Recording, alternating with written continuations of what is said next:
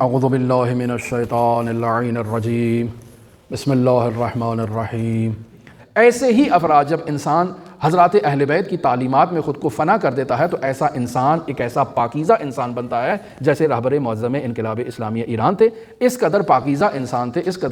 انسان تھے امیر المومنین کی اقتداء میں کہ آپ دیکھیں بہت سے لوگ جب کسی حکومت کے منصب پر فائز ہو جاتے ہیں تو بہت ساری چیزیں جو ہے وہ لوگ ان کی طرف نسبت دینے کی کوشش کرتے ہیں، ان کو تیار کرنے کی کوشش کرتے ہیں۔ مثلا دیکھیں کبھی ملک میں کرنسی نوٹ چھپنا ہے تو اس پہ رہبر کی تصویر ہونی چاہیے، ہرگز انہوں نے اجازت نہیں دی کہ ان کی تصویر کرنسی کے نوٹ پر پبلش کی جائے، ٹھیک ہے۔ ہمارے قائد اعظم کی تصویر موجود ہے، وہاں آپ دیکھیں تو امام خمینی کی تصویر موجود ہے، لیکن لوگ ہوتے ہیں جو رہبر سے محبت کرتے ہیں، وہ چاہتے ہیں کہ ان کے رہبر کی تصویر بھی کرنسی کے نوٹ پر ہو۔ اجازت مانگنے آئے، ہرگز اجازت نہیں دی کہ نہیں، میں اجازت نہیں دوں گا کہ میری تصویر کرنسی کے نوٹ پر ہو۔ اچھا چلیں ٹھیک ہے، کتابوں میں جو بچوں کی تعلیمی کتاب ہے، جو درسی نصاب ہے، اس میں کچھ آپ کے متعلق ایک صفحہ کو آدھا صفحہ آپ کے بارے میں لکھ دیا جائے، کہا ہرگز اس بات کی اجازت نہیں کہ میرے لیے آپ ایک صفحہ بچوں کی کتاب میں جو ہے وہ لکھیں۔ یا مثلا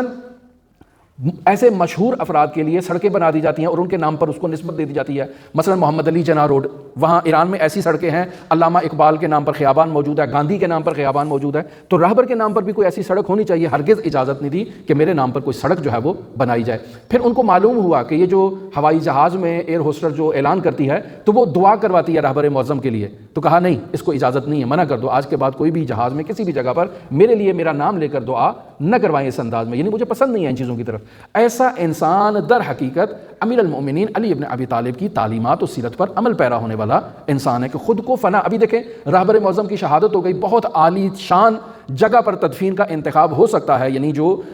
دنیاوی اعتبار سے جسے مد نظر رکھا جائے کہ جیسے امام خمینی رحمۃ اللہ علیہ کے لیے وہاں انہوں نے ایک بہت بڑا مزار تعمیر کیا ہے، وہاں پر اور بھی شخصیات موجود ہیں، ان کا بھی وہاں پر مقبرہ بن سکتا ہے، لیکن اجازت نہیں ہے۔ کہا مجھے حرم امام رضا علیہ السلام میں زائر امام رضا کے پیروں کے نیچے دفن کیا جائے، یہ وصیت ہے، اور وہیں پر ان کو کہیں نہ کہیں حرم مطہر میں دفن کیا جائے گا۔ لہٰذا ایسا انسان جو خود کو مٹا دیتا ہے، یعنی اپنی شخصیت کا پرچار نہیں کرتا، ایسا انسان حقیقت میں اہل بیت کی تعلیمات کا حقیقی پیروکار ہوتا ہے، اور انسان کا وظیفہ یہی ہے کہ اہل بیت کی تعلیمات میں خود کو ذوب کر دے، خود کو فنا کر دے۔ اب دیکھیں رہبر معظم سے متعلق یہ بھی ان کی زندگی میں ملتا ہے کہ کوئی مٹھائی لے کر ان کے پاس آیا اور ان کو مٹھائی پیش کی، تو کہا جب سے میں ایران کا رہبر بنا ہوں میں نے نہ تو مٹھائی کھائی ہے اور نہ ہی میں اچھا فروٹ کھاتا ہوں، نہ اچھی غذا استعمال کرتا ہوں،